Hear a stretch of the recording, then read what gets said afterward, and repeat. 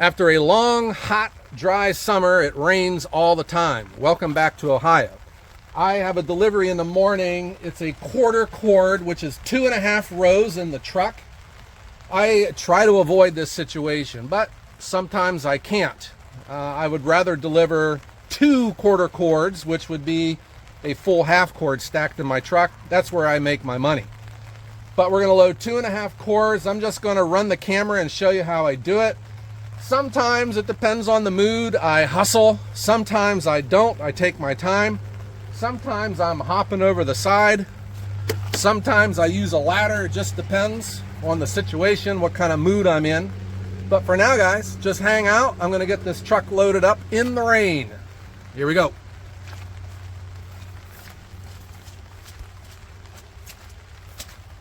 With wet firewood.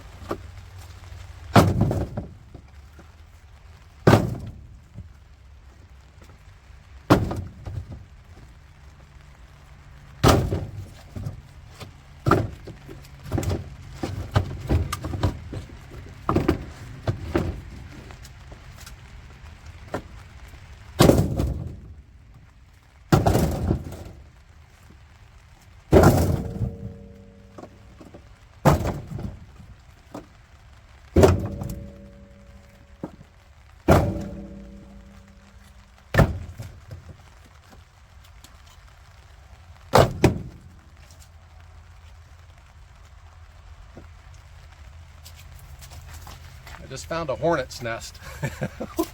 Woo! We'll have to start charging that guy rent.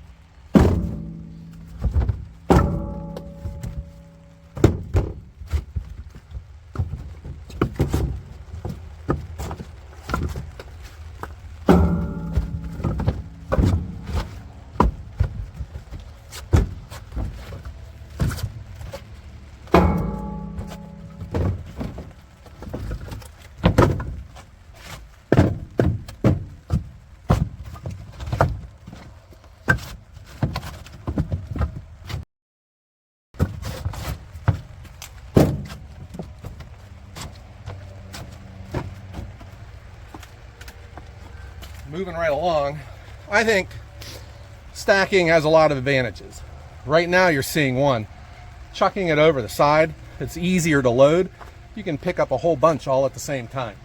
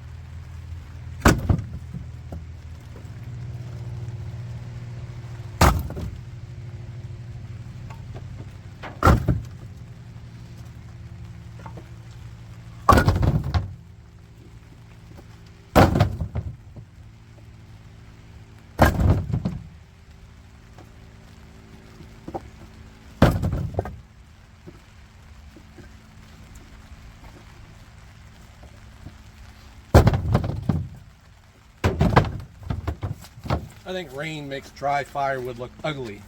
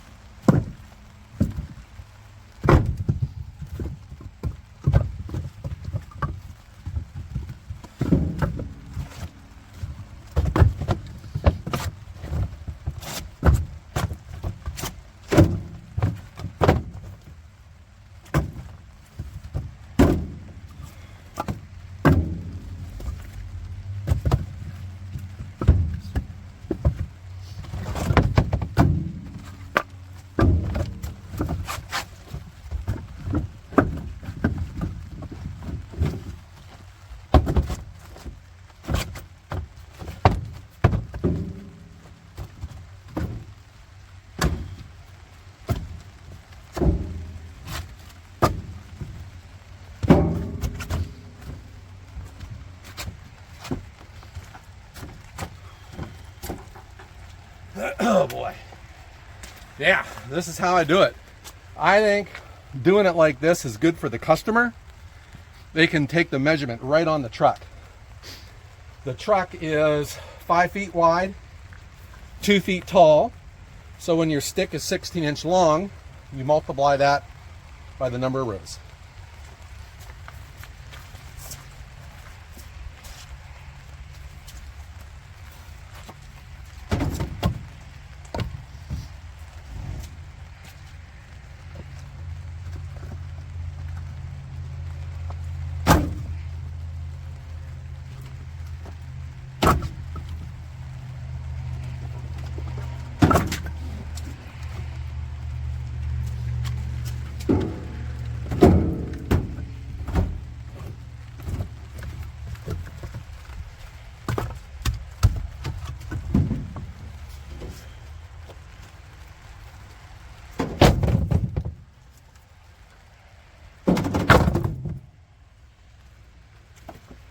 Getting into the dry wood over here.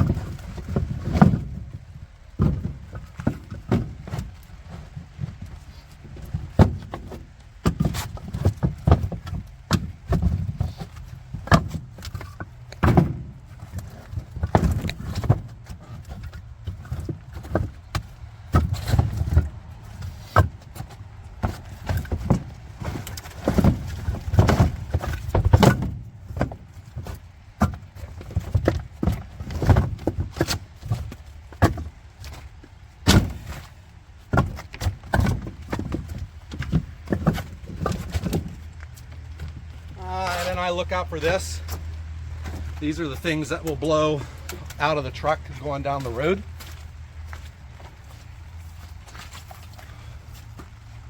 I think we're there, guys.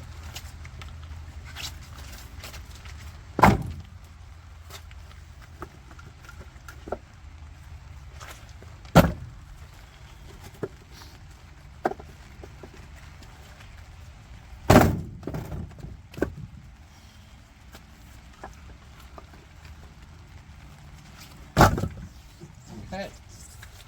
That is a quarter cord of firewood. Okay, so that's how I do it. I did this in real time just to show you how we do this. This is a quarter cord. Again, our dimensions on the truck. The bed, it's like 5 feet 2 inches tall, or wide, 2 feet tall. I let it come over the rails just a little bit. 2.5 rows. I will stack this row a little bit higher to account for the wheel wells. That is the confidence you give to your customer when you pull in to their house. They know they are getting exactly what they pay for.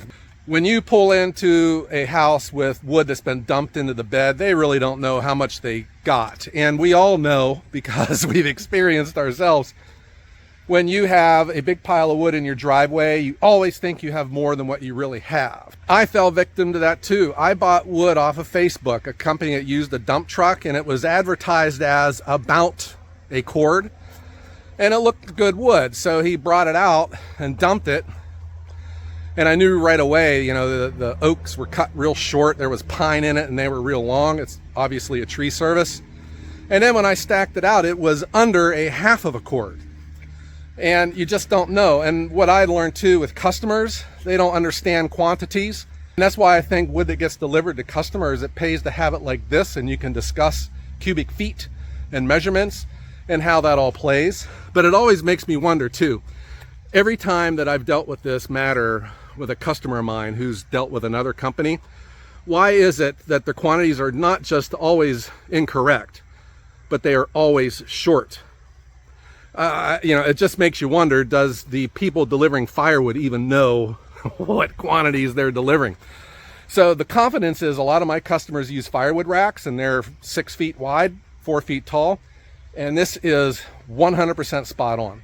And that is a very nice thing to know when you're stacking wood, because I've had customers that have 12-foot racks, and by golly, it is exactly 100% correct. Which gets to my other point too.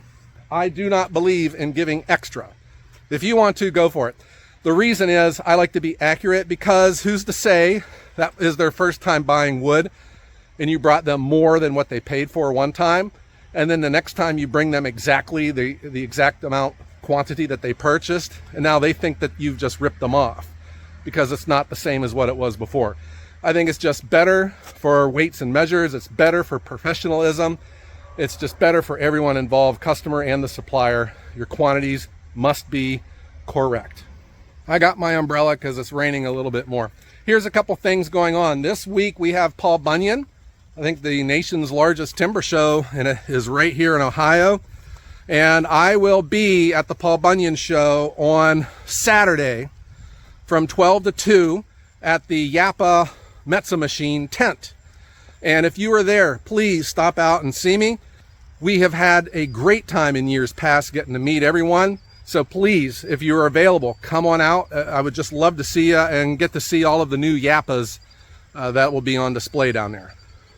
The second thing, we are going to have All Roads Lead to Ohio. This will be our 4th year of having it. However, it won't be on Friday morning as in the past. It's going to probably be on Thursday night. That remains to be seen.